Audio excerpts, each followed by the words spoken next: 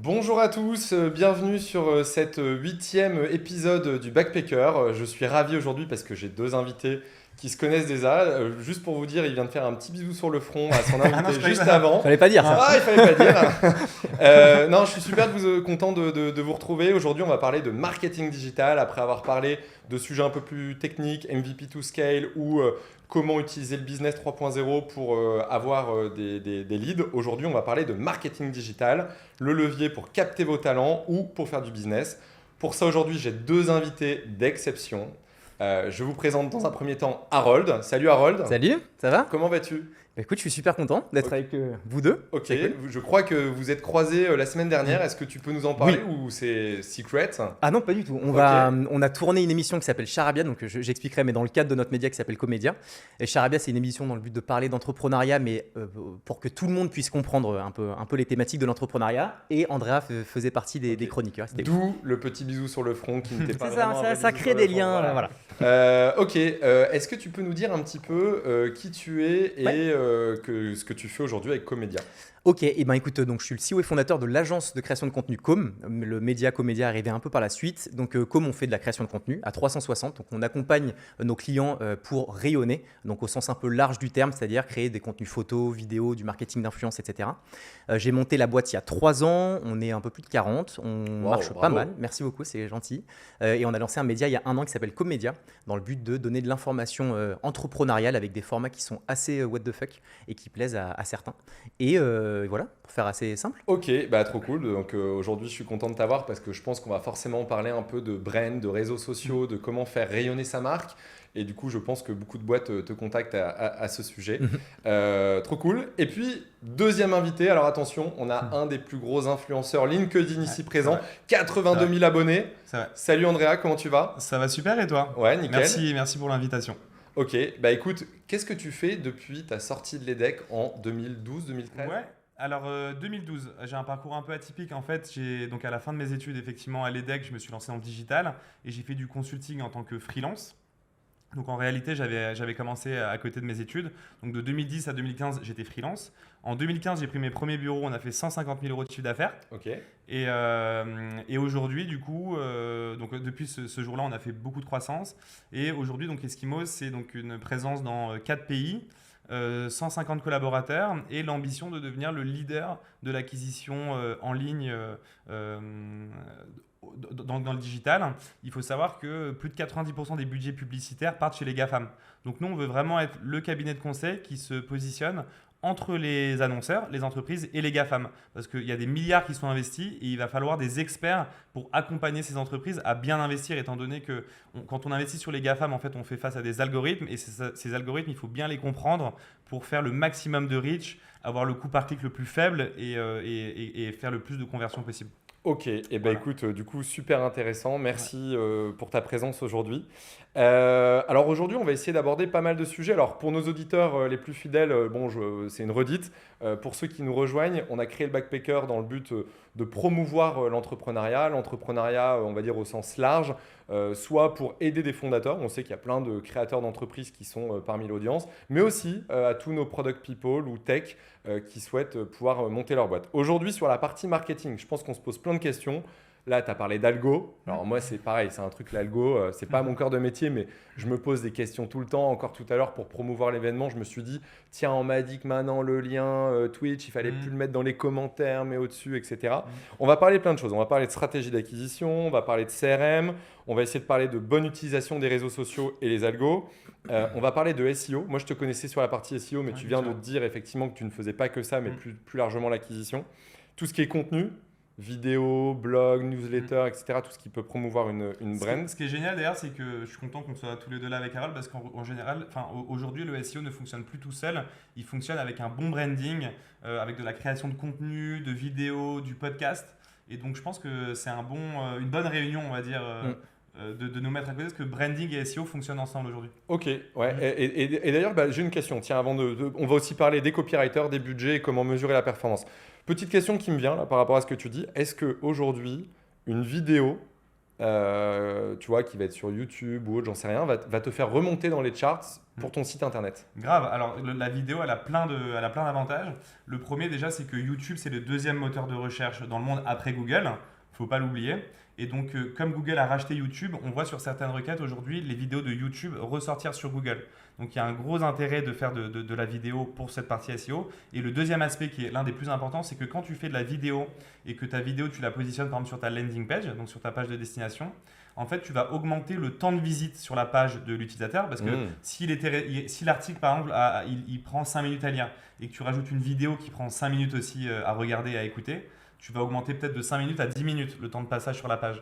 Et donc, si tu passes de 5 à 10 minutes, ça, c'est un signal très positif pour Google pour te faire remonter dans les résultats. Donc, très important la vidéo pour le SEO. C'est un bon levier, je ne savais pas. Et ça va être un bon levier pour passer mes prospects en client, c'est nickel. Ouais. Merci. Tu peux le mettre dans tes propales commerciales de Parfait. l'intérêt des vidéos. Magnifique. Vous pouvez peut-être même créer un partenariat, tu vois. Genre, On y pense. On y pense. Ok. On est sur quelque chose. Alors, le sujet est large, on va essayer de pas trop perdre de temps et on va démarrer par le début. Souvent, en général, quand on parle de marketing digital, il faut avoir une brand. C'est-à-dire que si tu n'es rien ni personne, tu n'as pas de site internet, tu n'as pas de réseaux sociaux, entre guillemets, tu ne peux pas faire de marketing digital. C'est quoi votre définition du marketing digital? J'ai regardé avant, on trouve plein de définitions sur internet. Il y en a qui vont être très...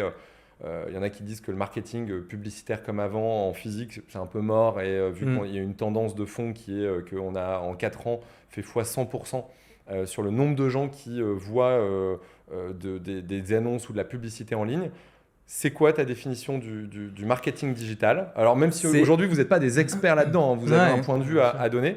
Et surtout, ce qui m'intéresse dans un premier temps, c'est de savoir est-ce qu'il y a 1000 stratégies digitales, de marketing digital pour 1000 boîtes ou il y a quand même des courants de pensée à avoir?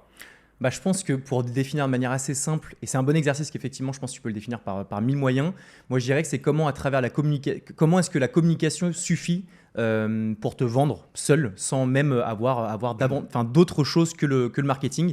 Petite mini anecdote, mais Com, on s'est lancé il y a 3 ans. On a une croissance qui est assez cool. On n'a pas de commerciaux chez Com depuis le day one. Donc, c'est exclusivement par la création de contenu qu'on a fait autour de nous sur les réseaux. Ensuite, la recommandation de nos clients, etc., la bonne rétention de nos clients. Mais on n'a jamais eu de sales, donc jamais eu d'outbound marketing, uniquement de l'inbound. Et donc, ce qui prouve bien que grâce à la création de contenu bien opéré, bien orchestré, ça te permet d'avoir vraiment un impact direct sur ton business. Ok, donc super intéressant. Donc, vous, quand vous avez créé Com, vous êtes dit, tiens, on va pas avoir besoin forcément d'équipe sales pour vendre. C'est les vidéos qu'on va faire. Alors, je me souviens de la vidéo de toi dans un restaurant, etc. Enfin, une des premières vidéos que vous aviez tournées. Ça a suffi à bien orchestrer, faire en sorte que vous ayez des gens qui vous contactent pour vos vidéos.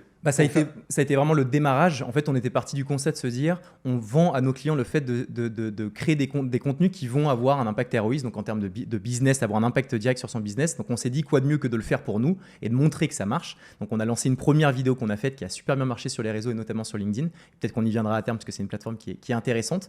Et de là, on a eu énormément de traction, énormément de demandes et on s'est dit, OK, il y a vraiment un sujet, il y a une vraie traction autour de cette création de contenu très à part entière. Elle était très propre à nous. Et tout au long des années de Com, on a continué à communiquer sur nous avec notre vibe et ça a suffi, entre guillemets, à alimenter de prospects de manière assez conséquente pour pouvoir faire croître la boîte. Ok, super intéressant. Alors, peut-être aussi que tu avais un peu une espèce de unfair advantage parce que tu étais directement dans, tu vois, quelqu'un qui crée sa boîte aujourd'hui n'a peut-être pas les moyens que toi que tu avais pour créer ce truc-là. Andrea, toi, de ton côté, quand tu as démarré, on va dire, peut-être passer le stade, même ça peut être intéressant, le stade de freelance, vous faites 150 000 euros de chiffre d'affaires. C'était quoi un peu votre stratégie? Ouais, je sens que je vais faire pas mal de pubs à Harold aujourd'hui parce que c'est bon ça. Parce que je pense qu'aujourd'hui, le marketing, c'est un peu le nerf de la guerre pour développer son business. Et aujourd'hui, il n'y a plus de marketing, c'est un peu ma nouvelle punchline, il n'y a plus de marketing sans storytelling.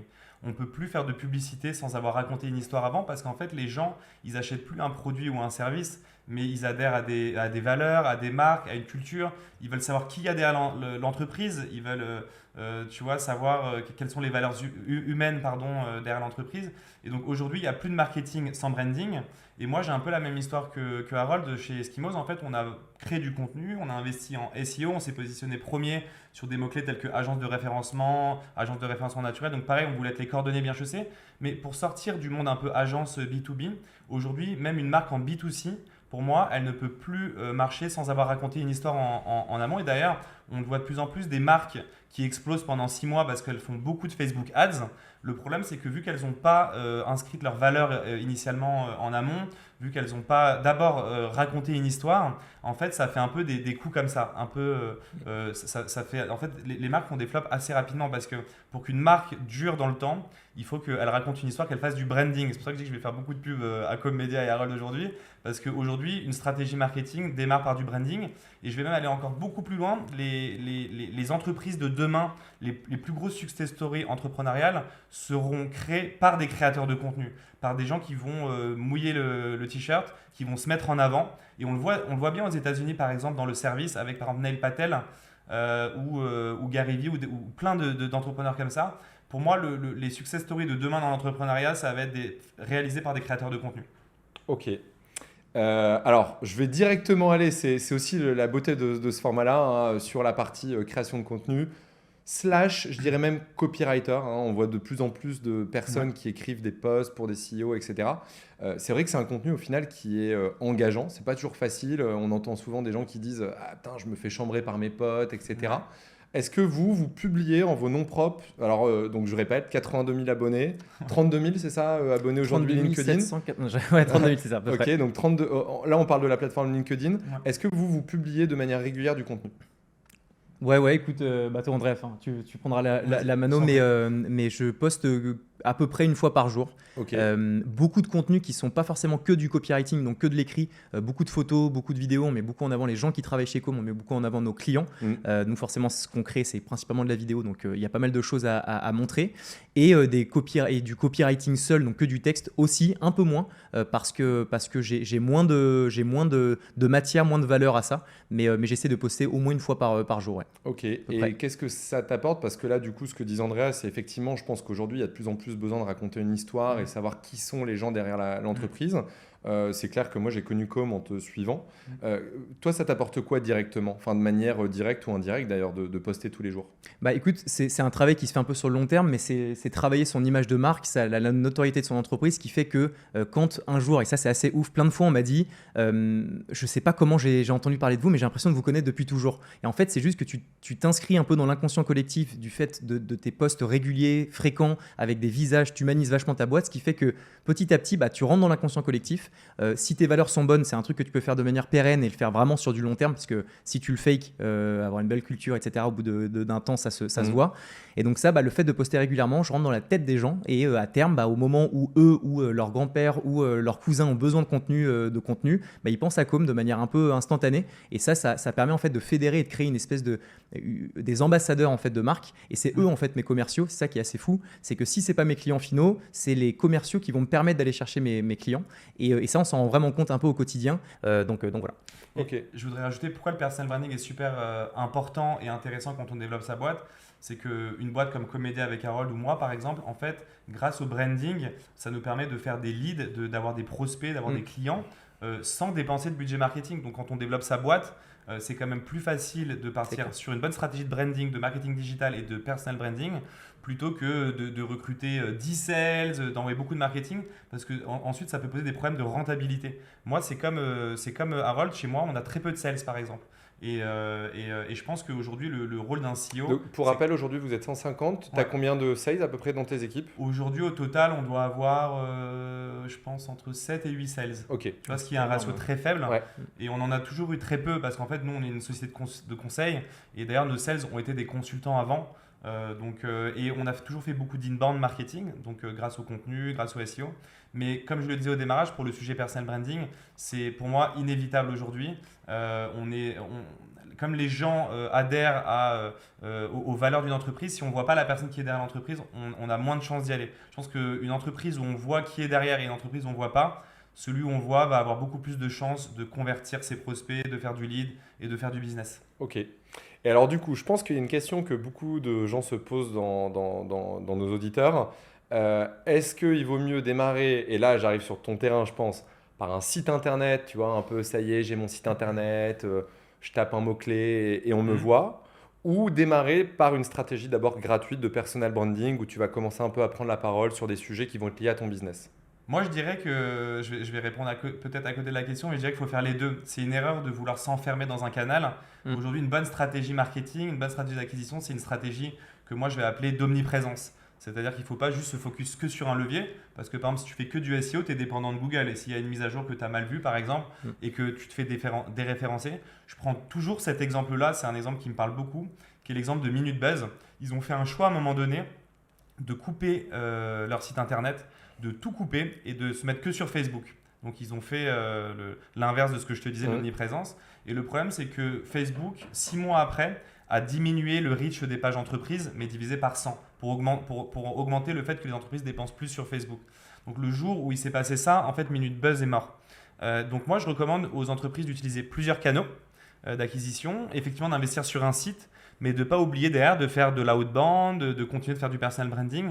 Donc je dirais qu'il faut faire les deux, sachant que quand tu crées ton site internet… Outbound, pour ceux qui ne connaissent pas. Outbound, du coup, de chasser, c'est-à-dire d'aller vers les clients par rapport à l'inbound où c'est les clients qui viennent à toi. Je pense qu'il faut faire les deux. Et sachant que le SEO, quand tu le démarres, que tu viens de créer ton site, il met du temps à se mettre en place. Tu ne vas pas être premier du jour au lendemain. Donc si par exemple, on se disait que tu faisais que du SEO, tu démarres ton site, pendant un an, tu attends d'être premier sur la requête. Et pendant un an, tu fais quoi à côté? Tu fais rien? Je pense pas. Je pense que du coup, il faut activer du personal branding en parallèle, de la outbound aussi. Mais voilà, faut éviter de se focus que sur un levier et de s'enfermer, je pense. Ok. Et quand tu démarres ton site internet, ou même si ton site internet, voilà, alors nous, je t'en parlais avant l'émission, nous, catastrophe, on a touché à des trucs, on n'est plus référencé sur la partie product management, donc on est en train de revoir notre stratégie SEO. Mais aussi bien que tu sois créateur ou comme nous, en mode ça y est, tu as loupé quelque chose. Combien de temps ça prend, tu vois, pour commencer à remonter un petit peu dans les charts de Google et se positionner en tant que number one, par exemple, tu vois. Alors, c'est très difficile de répondre à cette question-là, étant donné qu'il y a beaucoup de paramètres qui vont rentrer en compte. Le nombre de fois où est tapé le mot-clé, le nombre de gens qui veulent se positionner dessus, donc combien tu as de concurrents. Par exemple, si c'est une requête qui est tapée 100 fois par mois et que tu es le seul à vouloir aller dessus, ça va être très rapide. Si c'est une requête qui est tapée 100 000 fois par mois, qui est une énorme requête, et que vous êtes 100 à vouloir vous positionner dessus, sachant qu'il y a des gens qui investissent depuis 10 ans sur la requête et que toi tu viens de débarquer, ça va être très compliqué. Donc Google communique sur le fait que les résultats quand on lance son site sont entre 4 et 12 mois à peu près. Moi je te dirais que voilà, pour vraiment espérer être top 3 sur des mots-clés qui peuvent être, on va dire, semi-concurrentiels, il faut que tu comptes 12 mois et plus quand même. 12 mois et plus. Donc c'est des stratégies qui sont long-termistes. C'est pour ça que tu peux combler cette stratégie long-termiste avec des stratégies court-termistes, avec de l'ADS par exemple. Parce que sur Google, il y a les résultats organiques, mais il y a aussi les résultats payants. Donc tu peux aussi acheter les mots-clés en attendant de bien te positionner en référencement naturel. Ok. Par rapport à ça, donc par rapport à l'ADS, alors j'avais une question pour Harold, mais je te la pose quand même. Ouais. Par rapport à l'ADS, est-ce que c'est quelque chose qui est vraiment regardé aujourd'hui par les utilisateurs? Moi perso, mais je sais que des études le montrent un peu, c'est que globalement les premiers résultats, tu les regardes pas vraiment parce que tu vas direct chercher le premier résultat en organique. Bien sûr. Alors oui, non, ça fonctionne très bien. Après, ce qu'il faut comprendre, c'est que chaque business a sa stratégie marketing. C'est-à-dire qu'il n'y a pas une stratégie marketing tu vois, qu'on fait à tout le monde en fait, parce que chaque business a un besoin marketing qui est différent par rapport à où il en est, si c'est du B2B, du B2C. Là, tu vois, par exemple, je me suis déjà un peu enfermé en ne parlant que de personal branding et de SEO et de Google Ads, parce qu'en réalité, si tu lances une marque de prêt-à-porter, par exemple, je t'inviterais à aller beaucoup plus sur Instagram ou TikTok. Le SEO, ça va être bien peut-être quand tu veux démarrer sur du B2B pour montrer une expertise avec du contenu. Maintenant, la publicité, oui, ça fonctionne très bien. Ça dépend sur quelle plateforme tu vas. Effectivement, la vidéo aujourd'hui, et du coup, je laisserai la parole à Harold après, c'est ce qui fonctionne le mieux. Par exemple, quand tu fais une stratégie de YouTube Ads, mais même sur Meta, donc Facebook, Instagram. On voit des nouveaux formats aussi publicitaires sur de la vidéo sortir sur TikTok, qui est de l'UGC, User Generated Content, où on va mettre en avant plus des talents créatifs que inversement, comme on le faisait avec des influenceurs à l'époque qui avaient genre 10 millions d'abonnés. On va aller cibler des gens qui ont 1000 abonnés, mais qui sont des talents créatifs qui vont faire des super vidéos. Donc oui, les ads fonctionnent toujours. Maintenant, c'est une stratégie qui est plus court-termiste et sur laquelle on ne capitalise pas toujours. C'est pour ça que je reviens sur mon sujet initial. Il faut raconter une histoire, il faut avoir du storytelling, parce que si tu bourrines sur une publicité vidéo pendant un an, mais qu'il n'y a pas de fond, il n'y a que de la forme, le jour où tu l'arrêtes, les gens vont t'oublier. Or, dans une bonne stratégie marketing, pour moi, il faut capitaliser toujours. Capitaliser sur des valeurs, sur une culture et sur toutes ces choses-là. Ok. On reviendra, je pense, sur les réseaux sociaux. Moi, ce que je voulais te poser comme question, alors du coup, elle m'a échappé. Je regarde mes notes. Oui, c'est aujourd'hui, on a du coup le site internet qui est un peu un must-have, quoi. Genre aujourd'hui. Mais est-ce qu'on ne peut pas se poser la question de se dire, est-ce qu'aujourd'hui, réellement, avec l'émergence des réseaux sociaux, du personal branding, de la création de contenu via des plateformes comme on le fait, là, Twitch ou autre, est-ce que le site internet, selon toi, est encore aujourd'hui un must-have? Je pense que oui, honnêtement, il faut l'avoir. Moi, je n'ai jamais fait un gros focus sur le site de com, plus sur la com, mais comme l'a très bien dit Andrea, c'est pas l'un ou l'autre, et je pense qu'il faut être bon sur les deux. Je suis pas convaincu que ce soit un must-have, mais je pense que, enfin, si, il faut avoir son site, il faut qu'il soit bien optimisé, il faut qu'il soit bien référencé, etc. Ça, c'est une évidence. Mais je pense que le gros focus qui doit être fait, et surtout quand tu démarres une boîte, c'est vraiment travailler ton image de marque, travailler ton storytelling, travailler tes valeurs, et c'est ça qui va faire que tu vas perdurer et que quand demain tu vas vouloir lancer 1000 autres verticales, bah, elles vont avoir un impact assez rapide. Parce qu'en fait, si tu bombardes en ads, tu bombardes en ads sur un produit que tu as envie de vendre ou une verticale que tu as envie de vendre. Il faudra que tu refasses le même travail sur les autres verticales que tu vas lancer avec les mêmes budgets à allouer. Alors que si tu travailles ton image de marque au sens large, peu importe la verticale que tu lanceras, tu auras déjà une base d'ambassadeurs qui vont répondre présents à tes verticales lancées. Et ça, nous, c'est ce qu'on s'est rendu compte chez Com. Et donc, j'ai un peu dérivé de ta question du site internet. Non, mais mais voilà. Mais je voudrais juste rajouter, il y a beaucoup d'entreprises en fait, qui sont tombées dans le piège. En fait, les GAFAM ont laissé l'opportunité à n'importe qui de pouvoir dépenser 1000 euros et générer des ventes. Et en fait, ça a créé un peu un piège pour moi parce que tout le monde s'est précipité justement sur la publicité et n'ont pas pensé à capitaliser. Alors quand tu dépenses, sans fonds, en fait, tu ne capitalises pas sur ta marque. Et c'est pour ça que le branding, la création de contenu revient au centre des stratégies marketing. Parce que si tu ne fais pas ça, si tu ne travailles pas le fond de ton histoire, tu as perdu d'avance parce que tu peux dépenser 1 million d'euros de publicité. Et d'ailleurs, j'ai vu pas mal de startups lever beaucoup de fonds, dépenser des millions et avoir moins de retours que des entreprises dépenser 200, 300 000 euros par exemple parce qu'elles avaient un message plus fort, plus préparé. Et voilà, je trouve qu'il y a beaucoup d'entreprises qui sont tombées dans le piège en se disant je vais tout envoyer en Facebook Ads sur une vidéo d'acquisition. Mais le problème, c'est que ça ne fonctionne plus comme ça. Et il n'y a plus de marketing sans branding et storytelling. Ok. Alors, pour faire ce branding, ce marketing, en général, ça peut passer par les fondateurs que vous êtes. Ça peut aussi passer par du coup, des équipes marketing qui vont avoir un sujet dédié.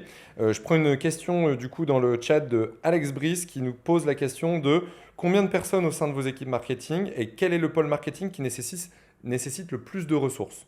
À mon avis, sous-entendu entre le content, l'acquisition, le site internet, les réseaux sociaux, etc. Comment t'es organisé, toi, de ton côté? Eh ben, écoute, nous, on a une organisation qui est assez simple en soi. On a nos chefs de projet donc, qui sont là pour gérer opérationnellement tous les projets qu'on aborde. On a un seul community manager par entité, puisqu'on a 3 entités chez Com, notre boîte de prod, l'agence et le média. Ensuite, on a des monteurs et des filmmakers donc, qui sont vraiment sur la partie production. Et c'est à peu près tout. On n'a pas vraiment de fonction support. On n'a pas de personnes qui sont dédiées au marketing à part entière, enfin de manière focusée. Simplement, on a en interne responsabilisé tous les head of department, of pôle, pour prendre la parole sur les réseaux sociaux. Parce qu'on estime que, et j'avais vu ça de Théo Lyon de Kudak que j'avais beaucoup aimé, qui était un peu la stratégie des Avengers où il disait que si chacune des personnes en interne a ses spécificités, a son expertise, et je te dis par exemple la partie média, et qui va prendre la parole sur cette thématique, bah, c'est celui qui a son super pouvoir et son apprentissage et ses connaissances sur cette thématique dans le but de faire rayonner Com de manière générale. Et donc tous les héros, tous les super-héros qui sont ces responsables de pôle prennent la parole sur les réseaux dans le but d'uniformiser une communication de Com et qui marche assez bien. Tu as aussi un copain, Guillaume Moubèche, qui a exactement la même stratégie avec sa boîte Lemlist, qui l'emmène d'ailleurs très loin. Et lui, il a vraiment mis un focus très fort sur la création de contenu de la part de toutes ses équipes. Lui le premier. Mais... Et pas évident d'ailleurs, parce qu'il faut vraiment expliquer ça à ses employés, parce que c'est pas forcément facile, c'est pas inné.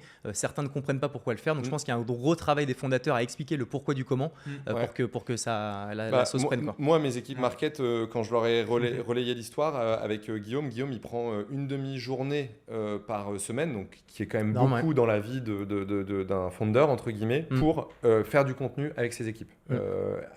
Les aider, écrire les posts, etc. Parce qu'il a compris l'impact que ça pouvait avoir. Comment t'organisais toi de ton côté, Andrea? Alors nous, on a une CMO, donc une directrice marketing qui s'appelle Clémence, que je salue. Et effectivement, la difficulté, je pense, c'est de réussir à fédérer et engager ses collaborateurs. Une bonne stratégie marketing, c'est une stratégie marketing qui embarque ses équipes, pour moi.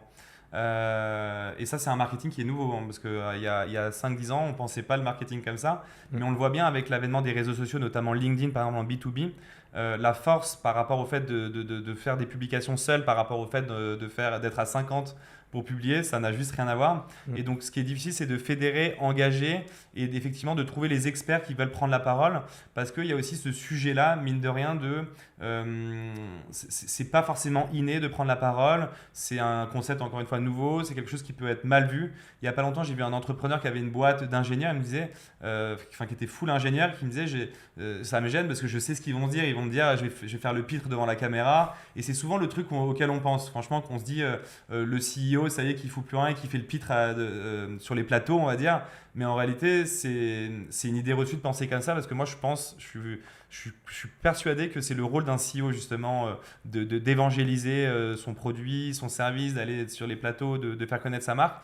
Donc, je pense qu'il faut déjà enlever cette idée reçue du côté on va faire le pitre sur des plateaux télé. Et voilà, une bonne stratégie marketing, je pense que c'est une stratégie marketing qui engage les collaborateurs. Et nous, la difficulté qu'on a, c'est qu'on est présent du coup dans 4 pays, bientôt 5. Et du coup, on doit aussi engager à l'étranger. Et ça, c'est une difficulté supplémentaire parce que c'est dans d'autres langues, c'est d'autres cultures. C'est pas la même appréhension. Voilà, il y a dans certains pays, peut-être culturellement, il y a des sujets qui les gênent un peu plus que d'autres. Donc voilà la difficulté que nous, on rencontre et qu'on espère dépasser pour continuer de croître. Ok. Alors là, tu as parlé de pas mal de réseaux sociaux. Je pense que le marketing digital, on a parlé de site internet dans un premier temps, on a parlé de personal branding. Il y a une vraie dominante et une composante essentielle à l'heure actuelle, c'est les réseaux sociaux. On a pas mal parlé de LinkedIn qui est en plein essor sur la partie B2B. Tu parlais de TikTok, Instagram et voilà, il y en a plein d'autres. Aujourd'hui, quels sont les réseaux sociaux selon vous en fonction du secteur d'activité où il faut absolument y être? Moi, je vois TikTok passer. Alors, on ne l'a pas du tout abordé côté WeVoo, WeShow parce que peut-être pas de la bonne génération ou autre, mais j'ai l'impression qu'il se passe quelque chose que je ne comprends pas. Voilà. Comment vous voyez les choses, vous? Tu veux prendre la parole? Vas-y. Ouais, parce que je suis assez chaud là. Je te sens, vas-y, lance-toi. Bon, du coup, en fait, chaque réseau social a pour moi ses spécificités. Par exemple, si tu veux faire du marketing sur un projet Web3 ou NFT, pour moi, il faut aller sur Twitter, c'est inévitable. Si tu veux faire du B2B, il faut aller sur LinkedIn. Et attention aussi aux idées reçues. Par exemple, Facebook et Instagram fonctionnent très bien en B2B, en publicité notamment. Oh, bah là, tu m'étonnes. Ouais, tu as les coûts d'acquisition et d'impression qui sont les plus forts dessus. Ok. Donc, il ne faut pas... chaque réseau a pour moi sa spécificité. Donc, ça dépend le business sur lequel tu es. Et il faut bien le choisir.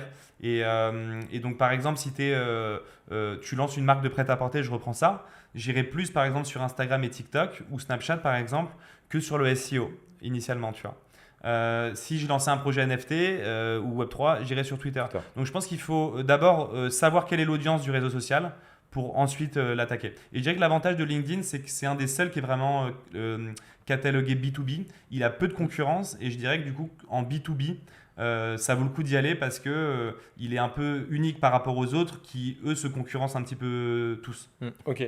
Ce que tu dis, c'est intéressant parce que, tu vois, là, je livre notre propre expérience. Nous, on a démarré notre première entreprise sur WeVoo, stratégie d'acquisition full LinkedIn et un peu Insta pour les coulisses de la boîte. Ça marche très bien avec cette typologie de population que sont les product managers. On fait le même métier, exactement le même métier, du conseil sur la partie tech avec WeShow. Et en fait, on démarre sur LinkedIn et tout de suite, nos devs ils nous disent non, mais en fait, nous, c'est pas là. Nous, c'est plutôt Twitter. LinkedIn, c'est un peu devenu pour nous le nouveau Facebook. Ça nous plaît pas. Et donc, déjà, tu te dis rien que même métier, deux populations différentes, etc. Et donc là, je le rappelle pour nos auditeurs, en général, on parle de réseaux sociaux. On a été un peu vite peut-être en besogne. Les réseaux sociaux, le but, enfin, j'imagine, je vous pose la question même, c'est de pouvoir créer du contenu ou faire des interactions directes pour ensuite pouvoir, d'une manière ou d'une autre, récupérer des leads pour quand même recruter ou obtenir des contrats, etc. Et tu as des plateformes qu'on voit moins, comme Twitch aujourd'hui, où on récupère rien. C'est-à-dire que là, c'est plutôt de la brand, de la notoriété. On ne récupère pas les adresses mail, etc. des personnes qui nous voient. Je suis désolé, mais il faut que je rebondisse sur ce sujet-là. Il faut bien comprendre qu'en acquisition, il y a deux stratégies. Il y a des stratégies d'awareness, c'est-à-dire pour faire connaître ta marque, et des campagnes d'acquisition à la performance. C'est deux types de campagnes. Si tu lances un nouveau produit, que tu veux qu'un maximum de gens le connaissent, tu vas lancer une campagne d'awareness. Si tu as un produit qui est déjà sur le marché depuis depuis longtemps et que tu veux vraiment faire de la conversion et de la vente, tu vas lancer une campagne à la performance. Et c'est pas les mêmes types de stratégies d'acquisition. Voilà, je voulais juste rebondir sur ça, Ouais, qui est un sujet important, je tout à pense. fait. C'est clair. Tu voulais rebondir du coup? Non, écoute, moi je valide tous les dires Ok. d'Andrea. Non, je suis Toi, assez d'accord. toi, les réseaux sociaux sur lesquels le format vidéo prend le mieux, c'est quoi? Écoute, c'est Tu parlais de LinkedIn. TikTok, je crois que tout à l'heure. Alors LinkedIn. TikTok, c'était plutôt Andrea. Ok. TikTok qui est à mon sens encore sur du B2C. J'ai pas creusé franchement ce réseau, mais je pense qu'il faut y aller. Twitch, que je t'en parlais un petit peu avant l'émission, qui à mon sens est un gros sujet en devenir. Et comme tout sujet en devenir, il faut qu'il y en ait qui se cassent les dents comme vous au démarrage pour démocratiser le B2B sur des nouveaux réseaux. Et je pense que ça va être énorme. On recreuse un petit peu Pinterest, qui est en train d'avoir. Il y a des signaux qui sont intéressants. Je suis assez curieux d'avoir vos retours sur Pinterest, ouais, de ouf. Ok. Et notamment Alors moi, sur je le les voyais vidéos. presque pas comme un réseau social, tu Et vois. ben, c'est en train d'évoluer à fond, Ok. vraiment à fond. Et donc nous principalement, c'est donc LinkedIn et YouTube qui même si c'est un réseau qui existe depuis un moment, continue à super bien fonctionner et sur lesquels tu peux vraiment aller héberger tes contenus. Parce que le problème de LinkedIn, c'est qu'en fait, quand tu as posté, ça se perd dans ton flux de contenu que tu crées. Et c'est chiant parce que quand tu as un contenu de qualité, parfois ça passe après plein d'autres nouveaux contenus. Donc c'est YouTube, LinkedIn, nos deux gros focus principaux. Comme l'avait dit Andrea, c'est pas juste un choix comme ça, c'est juste la conséquence de toute notre strat de se dire pourquoi est-ce qu'on le fait, quelle est notre cible et en fonction de ça, quels sont les bons réseaux et en fonction de ces réseaux, quelle est la bonne stratégie. Parce que tu as les mêmes contenus, excuse-moi, je te laisse prendre la parole, tu as les mêmes contenus qu'on crée, qu'on va monter différemment en fonction des réseaux parce que les accroches doivent être différentes sur LinkedIn que sur YouTube. Qu'en fait, de ton même contenu, et c'est là où il faut être aussi assez malin, je trouve, quand on se lance et pas que, c'est de l'adapter en fonction des bons réseaux, donc que ce soit au niveau du format, en fonction de la durée, au niveau de ce qu'on appelle le scroll stopper, c'est le tout démarrage de ta vidéo qui accroche les gens. Et ça, il faut vraiment le prendre en compte pour l'adapter correctement sur les bons réseaux. Ok. Super Alors là, je pense que tous les deux, vous communiquez pas mal sur LinkedIn. On peut peut-être déjà faire un focus sur ce réseau social qui est quand même vachement utilisé par un peu, j'allais dire le commun des mortels. Au moins, j'ai l'impression que c'est un endroit où tout le monde se retrouve, même si après, chacun un peu a ses réseaux sociaux différents. C'est quoi les... Alors là, on va peut-être arriver sur le côté un peu algo, peut-être, je sais pas. Tu parlais de la vidéo qui est importante, peut-être la phrase d'accroche, t'entends. Voilà. Qu'est-ce qui est important aujourd'hui pour réussir et effectivement que le truc il passe pas à la trappe, à la poubelle et que ce soit vu par personne, quoi. Comment on fait pour faire du reach? Je pense, avant même de parler de tous les principes de sauter des lignes, etc., le premier truc, je pense, c'est régularité. Ça, c'est vraiment un sujet qui fait que tu vas réussir à fonctionner. Parce que rares sont les posts, ton tout premier post qui explose d'un coup, sauf exception. Mais donc la régularité, la fréquence. C'est quoi pour toi régulier? Tu vois, moi j'essaie de publier une fois par semaine. On me dit que c'est pas régulier, tu vois. Je dirais franchement régulier, je dirais que c'est une fois tous les 2 jours. Je pense que tu commences à être régulier quand tu as une fois tous les 2 jours, donc on va dire 3 fois par semaine. Et l'authenticité, alors ça paraît très bullshit parce que dans un LinkedIn, c'est quand même de la fame, il y a plein de choses qui sont très shiny et qui sont pas vraiment la réalité derrière ça. Mais je pense que si tu es authentique, tu arriveras à trouver les bons sujets à les traiter de la bonne manière parce que tu vas le faire un peu avec le cœur, entre guillemets, plus qu'un truc où tu vas juste respecter ce qu'on te dit de l'algo en disant bon attends en fait je vais raccourcir mes phrases, etc. En fait ça, si c'est pas authentique, ça marchera moins bien. Donc je pense vraiment c'est régularité, authenticité, puis après on peut rentrer dans le détail vraiment de l'algorithme où il y a plein de choses à dire, Peut-être avant de rentrer dans ce détail. Voilà. Moi j'allais rebondir sur ce qu'Harold disait. Pour moi il y a 3 choses. Il y a l'authenticité ça revient, et l'authenticité. Ça revient, ok, ça a l'air d'accord. con parce qu'en fait l'authenticité, même dans la vie réelle, on s'attache aux gens qui sont authentiques avec nous et qui portent pas de masque. Donc les posts qui marchent le mieux sur LinkedIn, c'est des posts authentiques où parfois on partage des histoires personnelles et donc voilà, je dirais l'authenticité c'est le numéro 1 et puis même dans la vie en général en fait c'est ce qui fait que des relations se créent ou pas, je pense. Ensuite il y a des petits hacks comme après c'est vrai qu'il faut voir comment l'algorithme fonctionne. Je trouvais ça super intéressant ce que disait Harold sur les différents formats parce que c'est vrai qu'il y a des formats qui vont mieux marcher sur TikTok, c'est plutôt des carrés sur Facebook. Enfin voilà, il faut s'adapter aussi aux algorithmes. La vidéo, par exemple, sur LinkedIn, il y a 2 ans, cartonnée. Aujourd'hui, ça marche un peu moins bien. On sait qu'aujourd'hui, ça fonctionne mieux avec une image et un texte. À un moment donné, les emojis fonctionnaient beaucoup plus maintenant. Donc, il y a un petit peu de test and learn à faire. Et juste, je voudrais, pour finir ce sujet-là, rebondir sur un sujet précédent parce que je voulais vraiment le terminer. Le personal branding, je trouve que c'est vraiment mal vu, notamment en France. Pourtant, aux États-Unis, c'est très bien vu, c'est vachement mis en avant. Et du coup, il faudrait... qu'est-ce que je voulais dire par rapport à ça? C'est important d'évangéliser en interne auprès de ses collaborateurs pour dire « je fais ça pas parce que j'aime bien aller faire le pitre encore une fois ou le guignol sur des plateaux, je le fais parce que ça permet d'avoir de l'audience, de faire connaître la marque et que les gens connaissent le service et pour qu'on puisse mieux vendre ensuite, avoir plus de clients. Et on ne fait pas ça pour s'amuser en fait, on fait ça pour développer nos activités. Et ça, c'est important de le faire, notamment dans des boîtes où tu parlais des sociétés où culturellement ça peut être délicat. Moi, je travaille avec beaucoup de développeurs. Je sais que tout ce qui est développeur, ingénieur, tous ces métiers-là ont une appréhension énorme là-dessus. Donc, je recommanderais aux gens, avant de se lancer, d'abord d'aller faire un point avec ses équipes en interne en disant voilà ce que je vais mettre en place comme stratégie, voilà ce que ça va apporter à la boîte, voilà pourquoi je le fais. Et ensuite d'y aller pour pas qu'il y ait un mismatch entre les équipes en interne et toi en externe. Parce que parfois, souvent, elles ne comprennent pas. Et si c'est mal compris, ça peut être mal perçu et je trouve pas ça top. Je voulais revenir sur ce sujet. Et bah, 2 choses pour revenir sur ce sujet, on va faire un gros focus dessus. On peut continuer.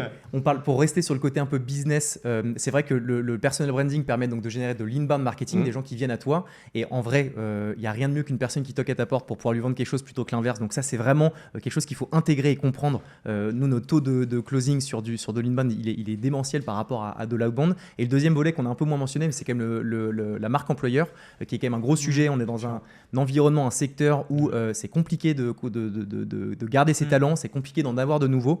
Et je pense que c'est hyper important de montrer ce qu'est sa boîte, donc pour le business, mais aussi pour la marque employeur. Et ça, je sais que quand tu as une belle traction sur les réseaux, ça te permet d'aller chercher les meilleurs talents, les fédérer, les conserver. Parce que moi, je me rends compte chez Com, quand on parle de nous, quand on parle des employés, de tout le monde, il y a un sentiment d'appartenance, un sentiment de fierté. Et ça marche extrêmement bien. Je pense que c'est un paramètre qui est important à prendre en compte. Ouais. Grave d'accord avec le deuxième point. Ouais, non mais ça, et moi je confirme aussi, grave d'accord. Surtout sur des métiers comme nous, où si tu as besoin de recruter des développeurs. Nous, SEO, c'est le métier le plus recherché sur LinkedIn depuis 2 ans. Si on n'avait pas une bonne marque employeur, on ne pourrait pas bien recruter. Et une bonne société de conseil, encore une fois, je fais un petit parallèle à nous trois du coup, c'est une société qui a des bons talents. Donc ce personal branding sert à avoir les bons talents, à bien délivrer les clients. Et donc c'est un cercle qui est ultra vertueux. Donc grave d'accord.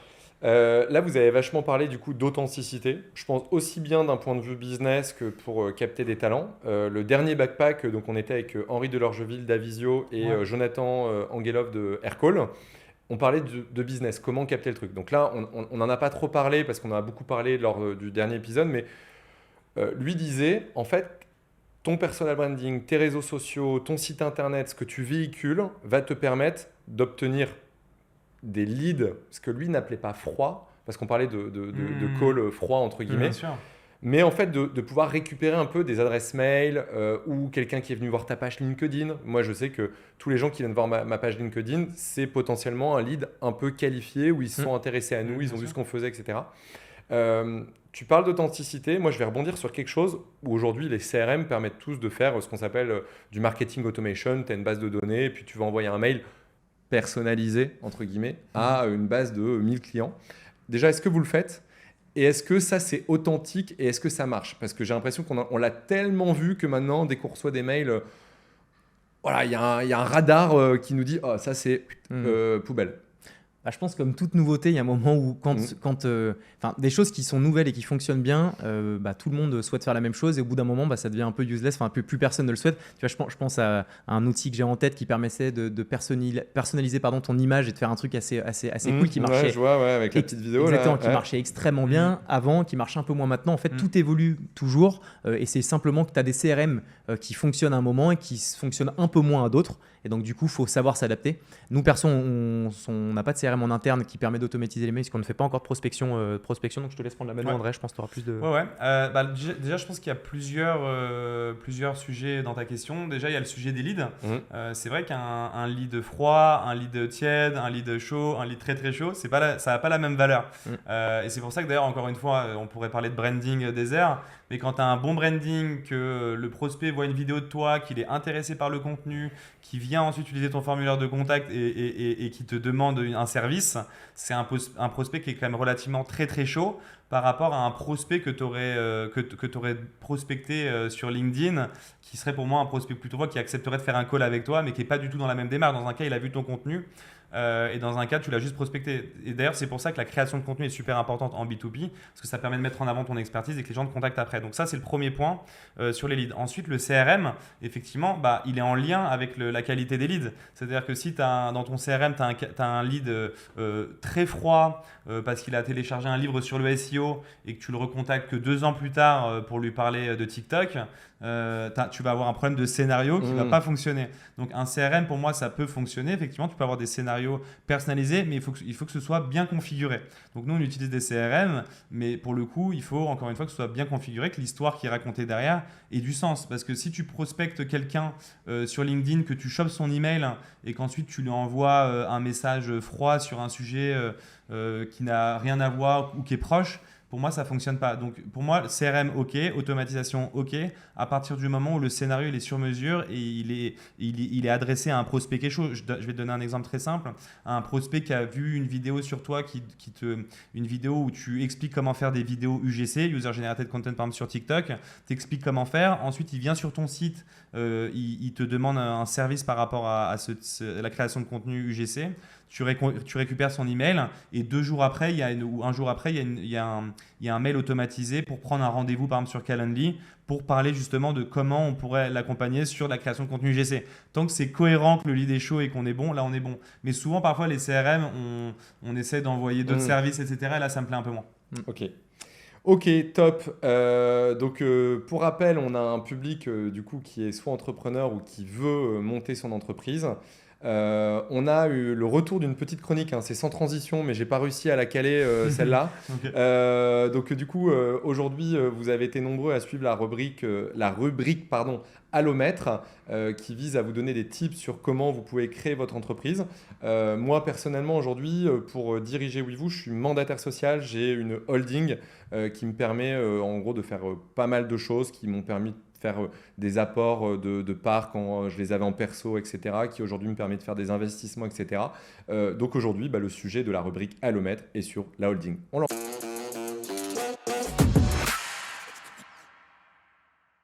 Donc bonjour à tous, c'est Edouard Terré, je suis avocat et aujourd'hui je vais vous parler d'une question que tout le monde se pose. Une holding, ça sert à quoi ?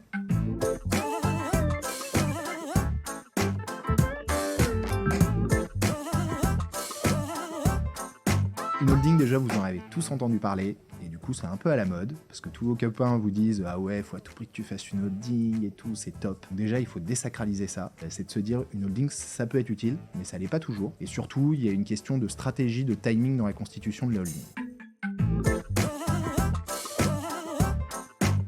Pour en venir un petit peu plus en détail, il faut partir un petit peu à la racine et de se dire, un dirigeant, aujourd'hui, il a 2 facteurs d'enrichissement. Ça va être 1, la rémunération qu'il va percevoir en qualité de mandataire social, président ou DG ou autre, et 2, les dividendes qu'il peut toucher en qualité d'associé. Et du coup, une fois qu'on sait qu'on a ces 2 volets d'enrichissement, on essaie d'optimiser, surtout d'un point de vue fiscal, pour réduire l'imposition, on essaie du coup d'optimiser les revenus des dirigeants. Pour ce faire, la holding, c'est un super outil, parce que ça peut notamment permettre, comme je vous l'ai dit dans le premier épisode sur comment monter sa structure, de bénéficier de certains régimes fiscaux et sociaux pour le dirigeant qui vont être moins imposés que d'autres. Par exemple, un montage qui est assez classique, c'est de trouver une holding sous forme de SARL qui va elle-même être président ou directeur général de la société d'exploitation, de la boîte, qui elle est sous forme de SAS. Donc ça, c'est quelque chose d'assez classique. Ça permet que le dirigeant soit lui directement gérant de la holding et du coup de bénéficier d'un statut de travailleur non salarié qui va être moins fiscalisé. Ça, c'est le premier avantage. Et le deuxième, c'est de se dire que les revenus, les dividendes qui vont remonter de la SAS à la SARL vont être très peu fiscalisés si cette SARL détient plus de 5% du capital de la SAS. Voilà. L'inconvénient à avoir une holding, c'est quoi ? Évidemment, c'est des frais de constitution, c'est la tenue aussi d'une comptabilité annuelle. Donc c'est des frais en plus en fait. Et aussi, ça peut présenter un inconvénient parce que c'est du juridique aussi en plus. Donc il faut aussi gérer les questions de régimes matrimoniaux, de donations avec les enfants si on en a, etc. L'autre volet au niveau de la holding, c'est que ça peut permettre également d'optimiser la cession de titres de la société d'exploitation. C'est-à-dire que le jour où on cède la société d'exploitation, plutôt que l'argent, le produit de cession remonte directement à une personne physique et du coup soit fortement fiscalisé, à peu près aux environs de 30% si on est en régime qu'on appelle de flat tax, on peut le loger directement dans une holding. Et là, la fiscalité, elle va être très très faible en fonction des modalités de détention des titres de la holding. Donc si on les détient depuis plus de 2 ans, on va avoir une fiscalité qui est très faible à hauteur de 3%. Cette stratégie, ça s'appelle une stratégie d'encapsulement. En clair, c'est de se dire, l'argent, je ne le détiens pas à titre personnel, je le détiens via ma holding, mais du coup, j'en détiens plus vu qu'il a subi beaucoup moins d'imposition. Et c'est cette holding qui va porter mes autres investissements dans d'autres choses. Je veux créer un nouveau projet, je veux aller acheter de l'immobilier, etc. Du coup, on gagne quoi en fait? On gagne de l'impôt qu'on n'a pas versé aux impôts pour l'instant et qu'on versera plus tard dans le futur, voire même au moment de la mort. Il faut savoir du coup que la holding, c'est une société qui va vous survivre. Et c'est pour ça tout à l'heure que je vous ai parlé de donation. Le jour où vous allez décéder, normalement cette holding elle est transmise à vos enfants. Et c'est pour ça qu'on peut aussi optimiser fiscalement toutes ces opérations de transmission post-mortem. Et voilà. Voilà, j'espère que notre cher ami de Allomètre, qui est Maître Terré, vous a tout expliqué sur le fait d'avoir une holding, pourquoi la créer, qu'est-ce que ça permet en termes de fiscalité, etc. Merci Edouard. On va revenir à nos moutons. Alors, on a beaucoup parlé de sujets qui étaient plutôt gratuits, entre guillemets. Comment faire du... Enfin, gratuit. Sous-entendu, des équipes marketing coûtent cher, hein, les outils, les CRM, tout ça, ça coûte cher. Mais c'est vrai que quand on démarre son aventure ou qu'on a un moment dans notre aventure, on se dit tiens, on a envie peut-être de se développer, il y a tout ce qui est Google Ads, publicité, alors je ne sais même pas comment ça s'appelle, sur Insta, sur Social LinkedIn. Ads, on va appeler ça Ouais, Social voilà, Ads exactement. sur les réseaux sociaux. Ouais. Souvent, c'est des budgets. Moi, je raconte notre petite histoire perso. On avait dépensé, je crois, à l'époque, 100 € de budget sur LinkedIn pour tester, mais vraiment au tout début de la création. Et on avait eu moins de retours qu'un post authentique. Voilà, c'était sur LinkedIn. Je voudrais avoir votre avis un petit peu sur aujourd'hui, c'est quoi les budgets corrects pour qu'on ait un impact? Est-ce que c'est quelque chose, voilà, on parle de plusieurs milliers d'euros, de dizaines de milliers d'euros, de centaines de milliers d'euros. Voilà, ton avis, Andrea? Ouais, alors, bon, déjà, LinkedIn, je connais très peu de boîtes qui ont réussi à gagner de l'argent sur LinkedIn. Je ne devrais pas dire ça, mais j'espère qu'ils ne vont pas me supprimer mon compte demain avec les 82 000 abonnés que j'ai galéré à monter. Mais j'ai rarement vu des campagnes qui fonctionnaient bien. Ensuite, il y a plusieurs types de campagnes. C'est ça qu'il faut comprendre, que ce soit sur Google ou en social ads, Facebook, Instagram, TikTok, Twitter, etc. Tu peux par exemple faire du CPM. Donc, tu vas... Alors, CPM, juste pour nos auditeurs, tu peux expliquer ce que c'est? En gros, c'est du coup par impression. Donc, par exemple, pour 1000 impressions, combien tu es prêt à payer? Donc là, c'est plutôt sur des stratégies d'awareness. Tu vas être vu le plus possible, mais finalement, tu t'en fous de l'impact, quoi. Tu veux juste qu'il y ait le maximum de gens qui voient ta pub. Ensuite, tu peux faire du coût par clic, donc du CPC, où là, tu vas vraiment payer dès que quelqu'un va cliquer sur ta publicité et va arriver sur ton site. Et puis après, tu as des formats qui sont beaucoup plus avancés, notamment sur Google et Facebook, qui vont être par exemple ce qu'ils appellent du CPL, donc du coût par lead, ou du CPA, du coût par action, où en gros, là, tu vas dire je paye que quand la personne elle a rempli mon formulaire, par exemple, ou elle a acheté un produit. Et donc, du coup, ce qui se passe, c'est que pour connaître tes budgets, il faut que tu connaisses ton ROI. Par exemple, si tu as un ROI de x5, c'est-à-dire que si tu dépenses, je dis une bêtise, 100 €, tu vends pour 500 € de produit. Ce qui est un bon ROI. Après, il faut connaître tes marges. C'est pour ça qu'il faut Ok, tu marges. parles de x5, moi j'avais souvent entendu, c'est à partir de x3. Ça dépend de tes marges. Parce qu'en fait, ouais. si par exemple tu marges avec un produit à 80%, j'allais dire que tu as de la marge, c'était pas un jeu de mots, mais par contre, si tu marges à 10%, ça va être compliqué. Ok. Parce qu'un ROI à x5 ne suffirait pas, apparemment, avec une marge à 10%. Donc, ça dépend de ta marge dans ton business model là. Ça dépend aussi de combien tu es prêt à payer ton lead. Par exemple, si sur Eskimo, je fais une campagne, par exemple, sur Facebook ou sur YouTube et que je paye 150 €, c'est à peu près les prix en France, 150 € pour avoir un lead qualifié en mode agence. Sur ces leads-là, ce n'est pas forcément des leads qui vont devenir des clients. Donc, si sur 10 leads, j'ai 2 clients, ça veut dire que sur 10 leads, ça va me coûter 1500 € finalement. Et si j'arrive à faire 2 clients, ça veut dire qu'en gros, chaque client m'aura coûté 750 en réalité à la fin. Donc, il faut avoir tout le tunnel pour comprendre combien il faut investir et comment ça marche. En revanche, les standards sont plutôt au coût par clic. Et après, ça dépend par industrie. Par exemple, pour tout ce qui est, je dis une bêtise, Serrurier Paris, par exemple, c'est un mot-clé qui peut coûter 20 € à l'enchère. Alors qu'il y a dimanche soir. Le dimanche soir, Serrurier Paris, c'est 50-100 € peut-être. Ok. Ça peut monter très fort. Par contre, il y a des mots-clés qui vont coûter 1 €, 2 €, ça dépend. Donc, tu as besoin d'avoir toutes ces métriques-là pour connaître à la fin ce qu'on appelle ton CAC, ton coût d'acquisition.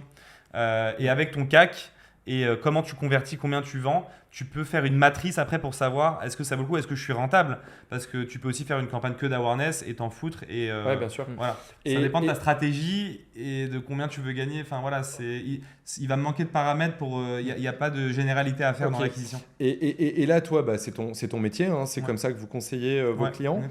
Pour quelqu'un qui se lance et qui n'a peut-être pas les moyens, entre guillemets, de directement venir te voir, c'est quoi? C'est du test and learn. Il y a des choses quand même sur Internet pour un peu, je sais pas, vous avez des livres blancs, des choses comme ça sur. Je dirais que si le budget est faible, d'aller sur du spécifique. Par exemple, sur Google Ads, de targeter qu'un mot-clé que tu connais, que tu sens vraiment que ça peut convertir. Sur Facebook, d'aller targeter que ta cible. Par exemple, si tu vends un produit pour les hommes entre 25 et 32 ans, d'aller que sur cette cible-là et d'envoyer tout son budget dessus. Parce que tu es limité en budget, donc autant aller vraiment sur son audience spécifique. Donc voilà, je dirais de faire du spécifique et d'envoyer tout son budget que sur quelque chose de spécifique et de ne pas s'éparpiller parce que c'est là où est le risque. Tu ne pourras pas faire de test and learn finalement parce que tu n'auras pas mis assez de budget pour savoir si ça peut marcher. Il y a un nouveau moyen qui est juste intéressant en B2B. On avait reçu, je crois que c'était Mathieu de Linker. C'est les campagnes de marketing influence B2B. Je ne sais pas si vous avez vu un peu passer ça. C'est comment est-ce que tu vas faire de l'influence et donc tu payes pour pouvoir avoir de la visibilité sur LinkedIn, que des influenceurs, entrepreneurs qui ont déjà un beau réseau prennent la parole. Donc typiquement, je paierais un certain montant à Andrea qui mettrait en avant Com à travers un format, un message assez personnalisé. Gratuitement. Ouais, gratuitement. Ça me fait plaisir. Je vais venir plus souvent ici. Et du coup, ça c'est un nouveau levier qui est intéressant, qui coûte pas très cher. De mémoire, je crois qu'il parlait de 200 ou 300 € pour un post, je crois.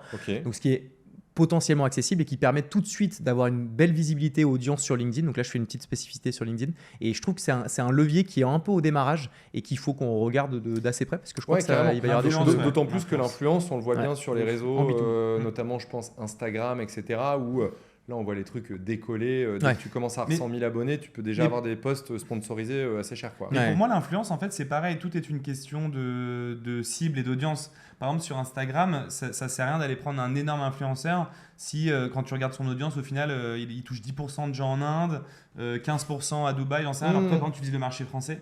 Donc, il faut toujours aussi aller regarder l'audience et la cible et voir, pareil, le ROI. D'ailleurs, c'est pour ça que les influenceurs font beaucoup de liens d'affiliation ou de codes promo pour suivre justement. Par exemple, si tu payes un influenceur 5 000 € et qui t'a généré que pour 5 000 € de vente, tu comprends que tu es à point mort et que c'est une opération plus d'awareness qui n'est pas forcément rentable mais qui fait connaître ta marque. Mais au moins, tu le sais. Et je pense que dans ton ROI, il faut quand même prendre en compte un élément important. C'est aussi toi, la manière dont tu vas gérer et exécuter ton lead qui va arriver. Parce qu'en fait, on n'arrête pas de parler de notoriété, de visibilité, etc. Mais si derrière, tu ne délivres pas, tu n'exécutes pas correctement, en fait, tu vas être pourri. Et donc, je pense que la communication, c'est le bon moyen de pouvoir commencer à amorcer des premiers leads. Mais ensuite, ce qui va faire que tu as une belle rétention, belle recommandation, que les mecs reviennent chez toi, c'est ta manière d'exécuter. Donc, je pense qu'il ne faut quand même pas oublier ça.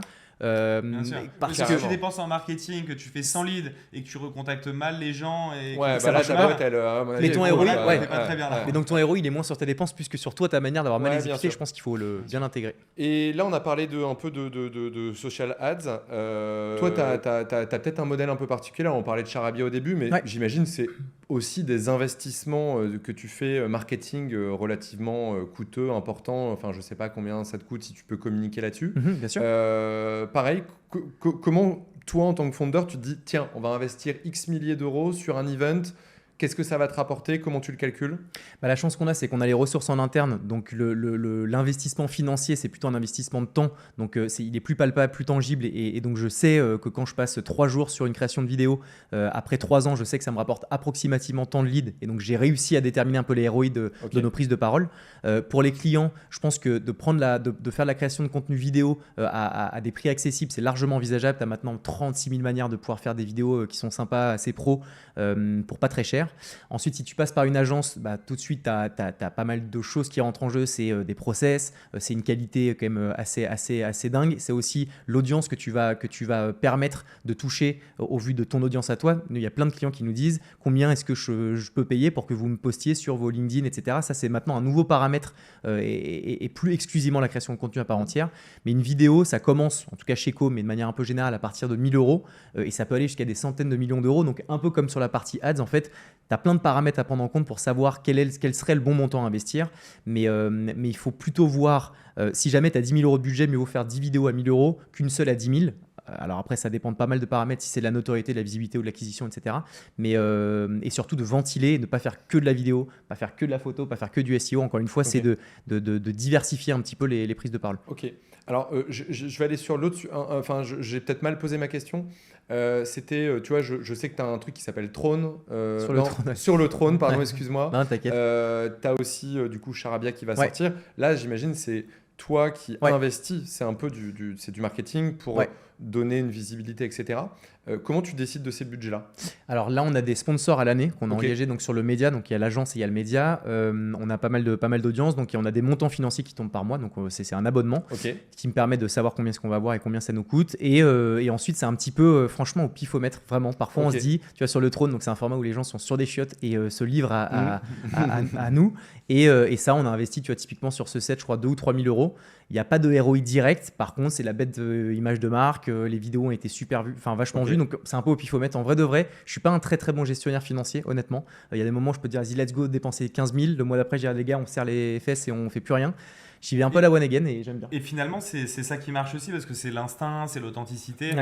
Moi, c'est pareil. Je trouve qu'une bonne stratégie marketing, c'est une stratégie qui est avec les tripes en fait. Et qui n'est pas forcément le truc le plus réfléchi, mais à un moment donné, tu sens une idée, tu sens que ça va marcher, tu te fais confiance. Et ça, c'est un bon exemple. Et après, c'est vachement vu parce qu'on se rend compte que c'est authentique, que c'est fait avec le plaisir. Et justement, le marketing qui est dans la rigueur et pas dans la créativité, dans le fait de tout organiser plutôt que d'y aller en lâcher prise, c'est un marketing qui fonctionne moins bien, je trouve. Moi, je trouve que le marketing aujourd'hui des boîtes qui marchent, comme justement Comedia, Eskimo, etc., c'est justement parce qu'il y a des entrepreneurs comme nous, je pense, qui se lâchent, qui sont authentiques et qui vont à l'instinct.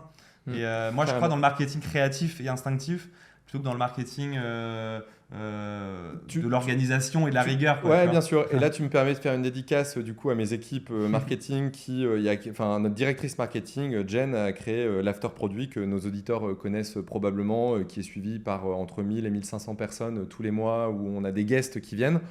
Bon, avant de devenir directrice marketing, elle est venue me voir, elle m'a dit Thib, je voudrais faire un truc sur Twitch. Moi, honnêtement, j'étais Twitch, je sais pas ce que c'est. On va faire un live un peu comme Popcorn et tout. Aussi, c'était osé. Et au final, on y a cru, on y a été sans savoir quels étaient les retours. Et en fait, aujourd'hui, les retours, on les mesure pas vraiment. Mais il n'y a pas un client qu'on appelle aujourd'hui en mode lead froid ou lead moyen sans lui parler de ce truc-là. Il vaut mieux foncer et faire que attendre et réfléchir. Ouais, exactement. Ok, écoutez, franchement c'était génial, j'espère que nos auditeurs ont appris plein de choses, vous n'allez pas déroger à la règle, j'imagine qu'aujourd'hui en tant qu'entrepreneur, que ce soit sur la partie market ou autre, vous avez des postes que vous recherchez dans vos entreprises qui sont en croissance, vous allez avoir 30 secondes pour la Minute RH pour pitcher un poste que vous recherchez actuellement. Andrea, on va démarrer par toi, est-ce que tu es prêt? Allez, c'est parti. Allez, go. Alors moi je recherche donc des spécialistes de la data. Pourquoi? Parce que le marketing de demain, c'est un marketing qui va être drivé par la data et plus par l'humain, par les données, par les KPIs. Pour savoir quelle stratégie marketing activer, il faut savoir quelle est celle qui marche le mieux. Et donc du coup, vu que le marketing de demain, c'est un marketing qui est drivé par la data, on cherche des spécialistes qui vont être capables d'organiser, de structurer, d'analyser cette data pour la mettre au service de nos clients. Donc, on recherche des personnes qui sont formées autour de ces métiers-là. Pourquoi pas des data scientists qui vont maîtriser des langages comme Python, qui savent travailler avec des bases CRM et être capable justement de ensuite mettre en place de bonnes stratégies marketing. Donc, on recherche des spécialistes de la donnée, de la data. Ok, top. C'était pas tout à fait 30 secondes. T'as un peu triché, Ah, j'ai mais triché, on fallait retient. m'arrêter. Non, Parce que du coup, j'ai t'inquiète. voulu Andrea, si tu continuer. l'arrêtes pas, C'est ça... pas militaire. Je C'est pas croyais que ça militaire. allait être terminé, et j'ai T'inquiète. continué, j'aurais pu T'es arrêter. chez avant. toi, on est sur un truc Twitch, pas de soucis. Du coup, il me reste plus que 7 secondes. Merci. Non. Ok, vas-y, tu peux nous pitch aussi. Tu recherches quelqu'un? Ouais, nous on recherche notre premier commercial, parce que donc, je te disais, on n'avait pas de Ok. sales en interne. Là, on a besoin d'une personne qui a déjà pas mal d'expérience, qui va pouvoir construire la stratégie commerciale donc d'outbound marketing, donc d'aller chercher des prospects, des leads froids, entre guillemets. Et donc, voilà, une personne qui connaît le secteur de l'audiovisuel, parce que c'est un peu un impératif pour bosser dans cette industrie, et qui aura à la fois le jus de cerveau pour construire la strat, aussi bien à travers les outils, les CRM et autres, que la bonne vibe et chat qu'on attend d'un commercial. Donc voilà, s'il y a des C'est un personnes beau poste, hein. Ouais, franchement, Ouais. c'est lourd, vraiment. Ok. Beau poste. Bon, Très, bah, très Head of les- Sales les- Comédia. Ouais, c'est ça. en beau tout cas, celui-là. ça donne envie. J'ai presque eu envie de postuler Ouais, à vos moi deux aussi, postes, ouais. même Vas-y, si viens, j'ai pas on les en parle. compétences. Ok, bah écoutez, j'étais vraiment ravi. Merci à vous deux en tout cas pour ce 8e épisode du Backpacker. J'espère que vous avez passé un bon moment. Bah, carrément. Merci à toi. Bon, Très cool. eh ben, avec plaisir. Pour nos auditeurs, petit rappel, donc comme d'hab, l'after produit et le live tech ce mois-ci. Petit aussi en tête-à-tête que j'aurai le plaisir d'animer avec Thibaut Elzière de eFounders, donc qui nous racontera un petit peu comment il a monté ce fameux startup studio qui nous fait tant rêver ici chez Weevoo et WeShow. Et je vous tease aussi le Backpacker qui aura lieu en décembre. Est-ce que vous êtes plutôt serial entrepreneur ou entrepreneur d'une vie? Et pour illustrer ce thème, on aura deux stars, Marc Simoncini et notre ami Mazella. Voilà, j'espère que vous serez nombreux. En tout cas, j'espère que vous avez pris du plaisir comme d'hab. Je vous dis à très bientôt et je vous fais des gros bisous. Ciao!